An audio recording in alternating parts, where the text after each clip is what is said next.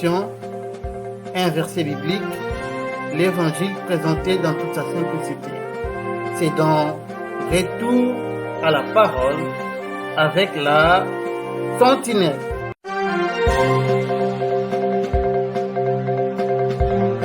Télé-sentinelle. C'est parti avec le témoignage de ce brave qui a signé un pacte avec Satan. Cet acte lui a valu la mort. Heureusement que Jésus-Christ, notre Seigneur, est passé par là et l'a sauvé de justesse. C'est le témoignage de Ben Atkins, dont nous vous invitons à découvrir le premier épisode. Et ça tourne.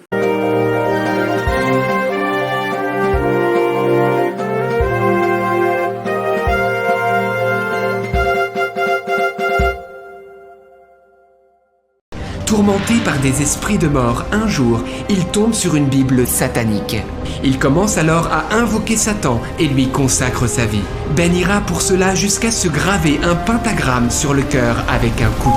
Et quelque temps plus tard, Satan lui-même lui annonce qu'il ne lui reste plus que quelques mois à vivre. Mais c'est alors que Jésus-Christ intervient d'une manière extraordinaire et le délivre totalement de l'influence des esprits mauvais.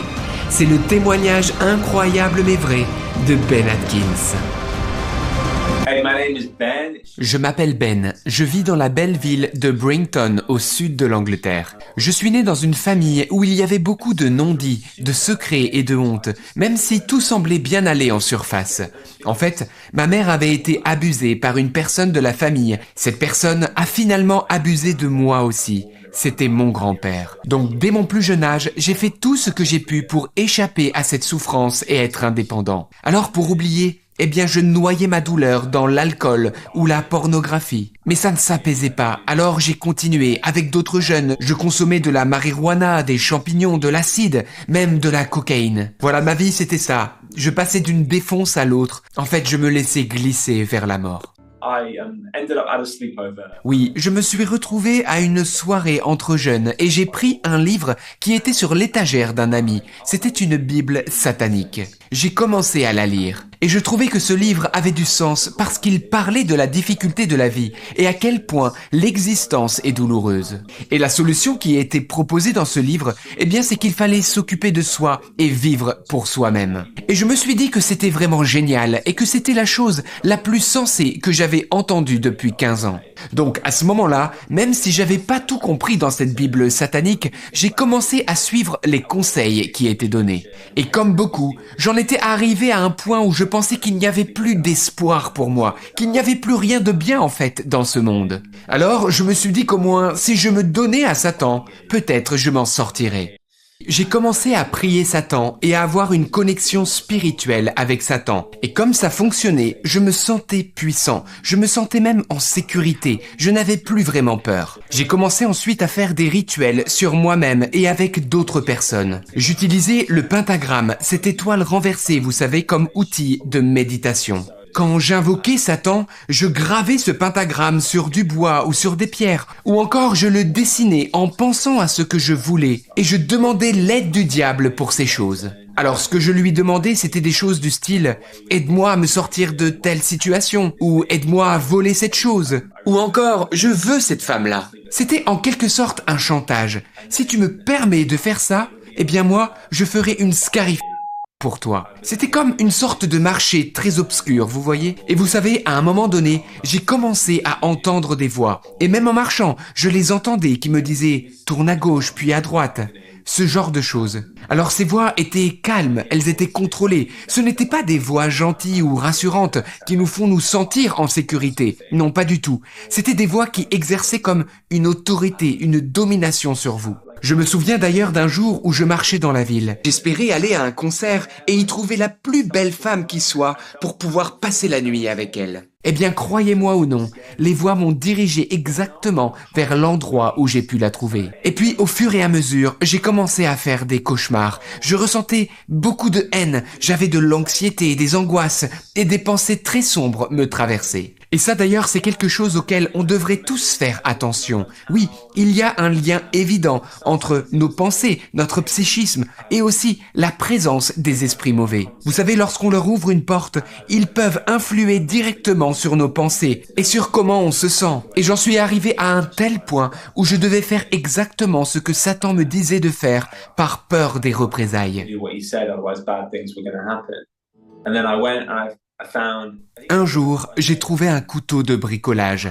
J'ai alors gravé au couteau sur ma précisément à l'endroit de ma poitrine, un pentagramme. Et pendant tout le temps où je gravais ce pentagramme, je disais à Satan, « Je me donne à toi, je t'appartiens, je t'offre mon sang en sacrifice. » Et je suis repassé plusieurs fois sur les mêmes plaies pour être sûr de bien graver profondément le pentagramme. Je voulais en fait qu'il reste sur ma peau comme une sorte de cicatrice tatouée. C'était ma façon de dire à Satan, « Je suis à toi. » J'ai essayé de croire en ce Dieu auquel il croit tous, mais visiblement il n'existe pas parce que le monde va très mal et clairement c'est la faute de Dieu si tout va mal. Donc je vais juste me donner à toi, Satan, et peut-être que j'irai mieux. Voilà ce que je pensais. Et une fois que j'ai fait cela, c'était assez impressionnant. J'ai ressenti comme une poussée d'adrénaline, comme une puissance, une force qui est entrée en moi et je me suis senti d'un coup fortifié et avec un sentiment de pouvoir, de domination incroyable. Je me suis retrouvé comme sécurisé par une forteresse, comme si des murs spirituels s'étaient dressés autour de moi. Et j'ai senti que mon cœur s'était endurci. J'étais devenu différent, je ne me sentais plus vulnérable comme avant. Et dans les semaines qui ont suivi, pendant plusieurs semaines, je me suis encore et encore le même pentagramme sur le cœur pour m'assurer qu'il reste bien gravé dans ma chair. Weeks so that it would stay there. I was tuned into a supernatural. Ce qui s'est passé ensuite, c'était que j'étais totalement branché dans le surnaturel. Oui, j'avais des rêves prémonitoires et ça se produisait réellement. J'étais aussi devenu capable de lire dans les pensées des gens. Oui, ma détermination à essayer de me débrouiller tout seul s'est renforcée. Et en fait, j'ai arrêté de me soucier des conséquences de ce que je faisais de mal. Oui, l'alcoolisme, la toxicomanie ou l'impudicité avec les filles, tout cela faisait qu'avant j'avais comme un sentiment de culpabilité. Je me sentais coupable de mentir à une fille ou de voler de l'alcool dans un magasin. Mais à partir de ce moment-là, je m'en fichais de tout. Je le faisais, c'est tout. Mais à côté de tout ça, j'étais rempli d'anxiété. Et je continuais à entendre ces voix. Oui, j'entendais des choses. Et j'avais aussi des terreurs nocturnes pendant les nuits. Sans compter, ce sentiment que je ressentais d'être profondément nul, que je ne servais à rien. Et d'ailleurs, c'est pour cela que je buvais de plus en plus. Et puis, du côté des relations que j'avais avec ma famille et mes amis, alors les amis qui étaient bons pour moi, ces relations ont été en quelque sorte détruites. Ça a totalement déraillé. Je faisais de plus en plus de choses stupides et mauvaises, qui m'ont d'ailleurs attiré énormément d'ennuis.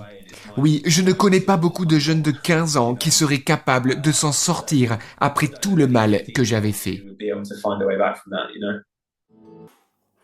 Si vous êtes accablé par des problèmes, faut-il taillader les corps? Le Seigneur Jésus nous donne le piste. Suivons-les dans ses Écritures. Retour à la parole.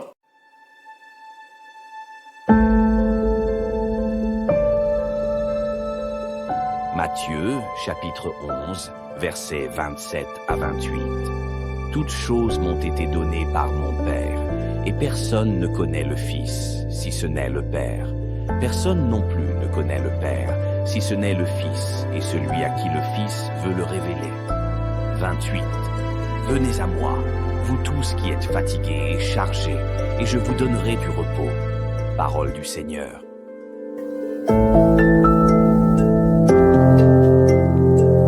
Bien-aimé dans le Seigneur, c'est parce que tu n'es pas encore fatigué.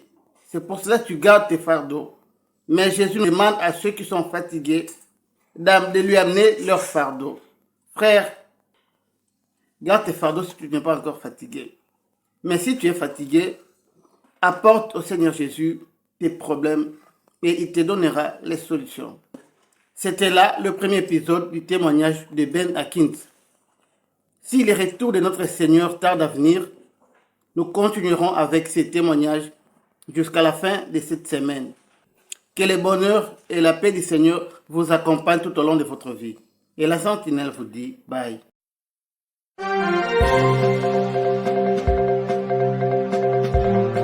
Télé Sentinelle, la chaîne chrétienne sur YouTube qui vous ouvre les écluses de la parole de Dieu avec la sentinelle Michael Peoy.